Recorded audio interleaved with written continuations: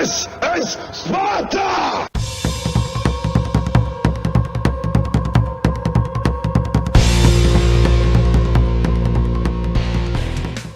Hello everybody and welcome back to World of Tanks. My name is Spartan Elite 43 and tonight it's that time again. This time we're doing a Spartan's Honest first look with the new Japanese STA-2 Senshi. Now, I'm gonna be perfectly honest with you guys, as I always am in these first looks. It's not a bad tank. It really isn't. But it is just an STA-2. The only difference, it's got locked camo and it has a Japanese flag draped across the back of the turret. Not sure how it stays there throughout the battle, but it just doesn't come off. Maybe they use some super glue or something to hold it on. I just don't know. Now, there's an STA-2. Look, it's literally the same tank. They're both STA-2s. One's just called the Senshi, and the other is just called... Now, Senshi, according to Wargaming's description, means warrior, which is awesome. Attacking the enemy with ferocious, or what do they call it, ferocious firepower or something like that. I wouldn't go that far. It's a 90mm gun at tier 8. Which means it's on the same line as your American medium tanks at tier 8. It's just, the gun doesn't handle as well as a 90mm should at tier 8. It's got decent reload speeds. It's got decent accuracy, though I will admit at times the .37 accuracy is trolly as crap.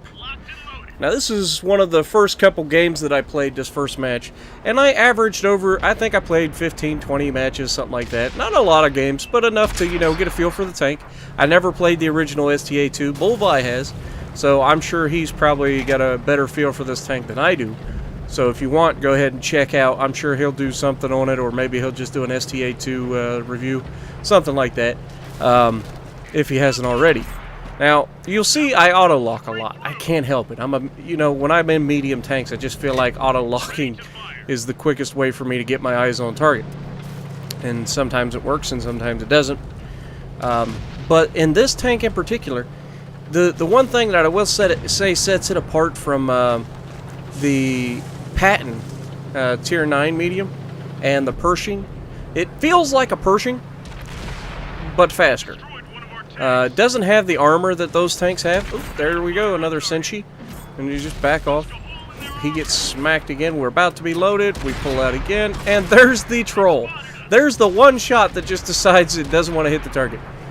And that's what I was telling you about. Now here, you can see, I'm not used to being up in this map. I thought that I would have a clear shot. It's war, and that means there's dirt piles everywhere. So we hit the Senshi again. We're backing off, and... we're just going to push forward and try to get him, and we do. Nice shot. But I'll be honest, it doesn't get up to speed, if you know what I mean. Now, there's a tier 9 46 Patton, which can have either the 90mm if we're lucky, or the 105 if we're not. But it doesn't matter. He's getting double teamed.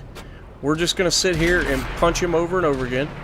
And it looks like we're about to be hit by the Vengeance, so we're back off. We auto-lock, we put one into the side of him, fully aimed in. Put one into the Patton again, just to make sure he's aware that we will battle with him, because, in fact, he does have a small gun. Shot out, down he goes. 2 tanks, ow! Somebody tagged me. It's alright, we'll get our Vengeance. You see what I did there? Actually, it's not a Vengeance at all, I believe.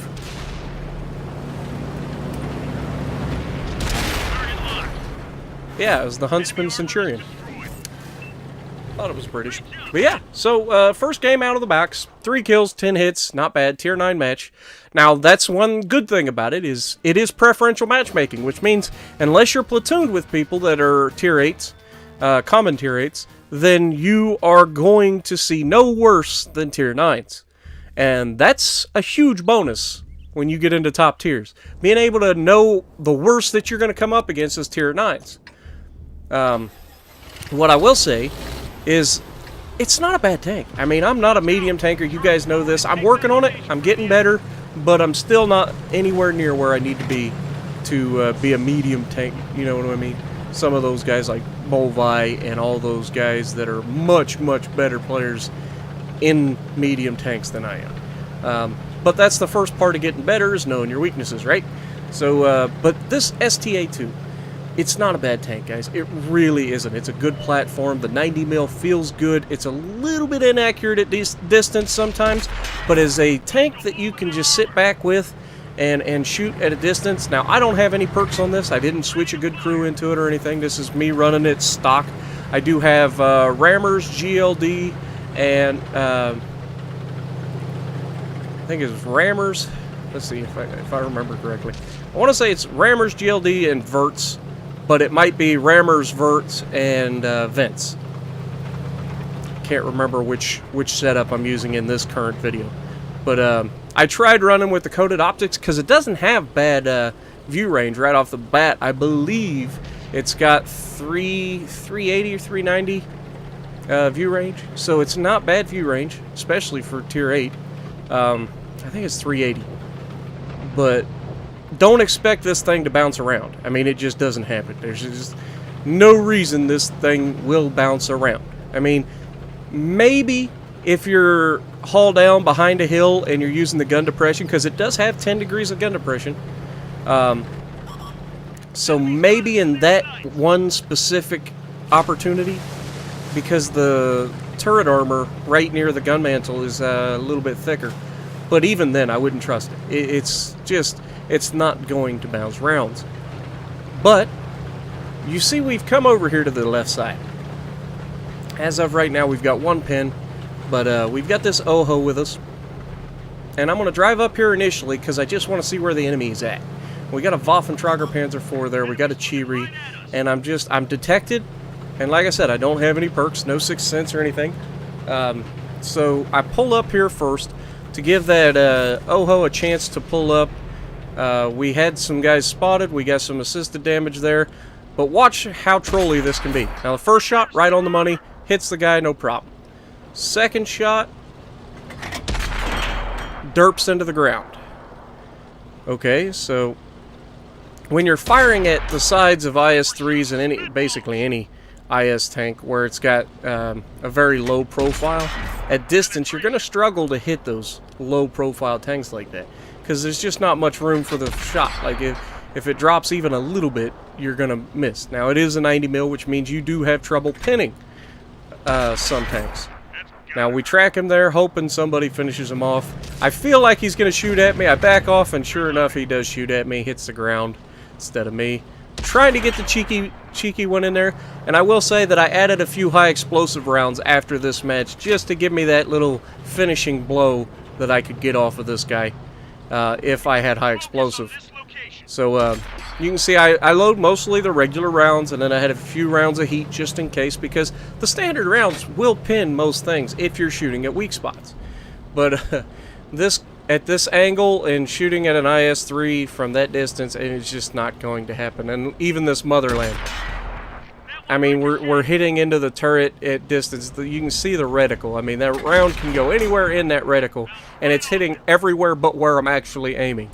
So it's a shame, but it happens. And when we do finally hit into the front of him, we bounced anyway. So I switched to heat. I'm gonna try to punch him, and then the moment, of course, we switch to heat, he turns. We hit his track, and can we get a shot into him? Yes, we can. 245, not bad. Are we gonna get another shot before he dies? Nope. And there's the little bit of latency where I pull the trigger, and the guy dies, and then my shot goes. So, gotta love that.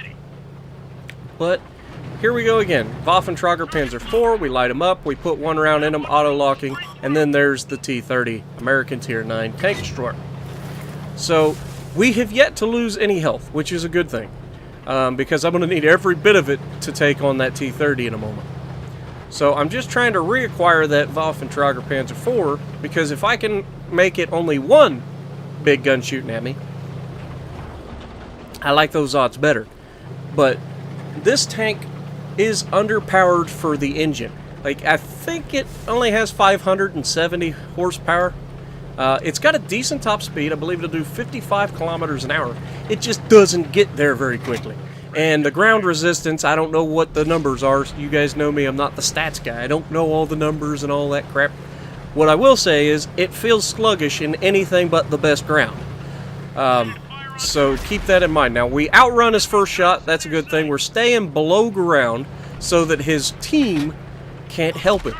And we're just trying to keep him focused on us and let the Oni do its, or Oho do its thing. Now, we do get one into the back of his turret, and then this Crafts Panther thinks it's a good idea to charge me with no health. Well, that's how that goes. So now, all that can happen is me get ready to shoot this guy. I realize he's burning, and I'm kind of a jerk for taking this kill. It happens. You know, in the heat of the moment, I realized he was burning. He would probably have died. But at the same time, at any moment, his gun could have been reloaded, and he could have shot somebody for another 750 to 900 plus. So, it's just a good idea to guarantee that he dies before that happens. And so I'm charging the E75, knowing that there's a light tank that's over on my right. E75 is straight ahead. Now, where is that RHM? Oh, there he is. Oh, this isn't going to be good. Shot into him. Get out of there, get out of there, get out of there. Dude, he's going to hit me. He's going to hit me. No, he's not. Thank you, Oho. And you can see me in the chat telling him just how appreciative I am of him, because he really did save my bacon right there, because that guy had the 15 centimeter on the RHM, and that would not have felt good. Now, here you see a little bit of the mobility, where it's just not as maneuverable as you'd think it would be. We've got 5 rounds left. This E75 wants me hard. First round ammo racks him, that's a good thing. Everybody's moving in. He finishes that guy off. Put another round into the side of him. Just everybody picking. It's like buzzards gathered around a dead deer on the side of the highway. Just picking him apart. And down he goes. We end up with 12 hits and 2 kills, so not bad. It's going to be right around 2,500 damage, folks. So if you like what I'm doing, punch the like button, leave a comment below, subscribe to the channel if you haven't already, and as always, I will see you in the next